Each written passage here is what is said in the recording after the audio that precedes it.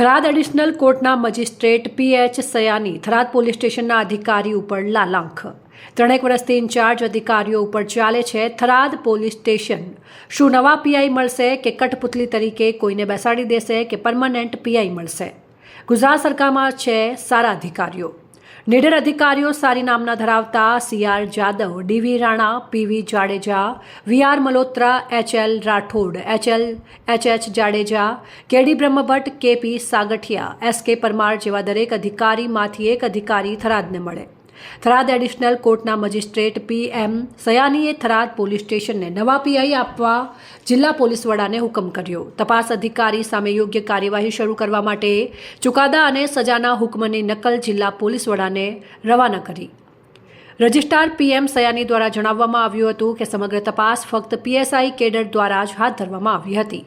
એવું લાગે છે કે થરાદ પોલીસ સ્ટેશનનું સંચાલન ઇન્ચાર્જ પીઆઈ એટલે કે પીએસઆઈ થરાદ દ્વારા કરવામાં આવી રહ્યું છે। હવે યોગ્ય કાયદેસર અને સ્વસ્થ પ્રથાથી આ પ્રકારની વ્યવસ્થા પોલીસ મેન્યુઅલ અને જીએસએસઆર વગેરે જેવી સંબંધિત જોગવાઈઓ સાથે સુસંગત નથી। હાલમાં થરાદ પોલીસ સ્ટેશનનું સંચાલન ફક્ત ઇન્ચાર્જ પીઆઈ દ્વારા જ કરવામાં આવી રહ્યું છે।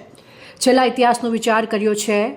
સ્પેશિયલ પોક્સો કેસ 4/2024 5 વર્ષથી એવું લાગે છે કે આ પોલીસ સ્ટેશન વારંવાર ઇન્ચાર્જ પીઆઈ પાસે રહે છે અને in charge PI Tharad PSI Tharad છે।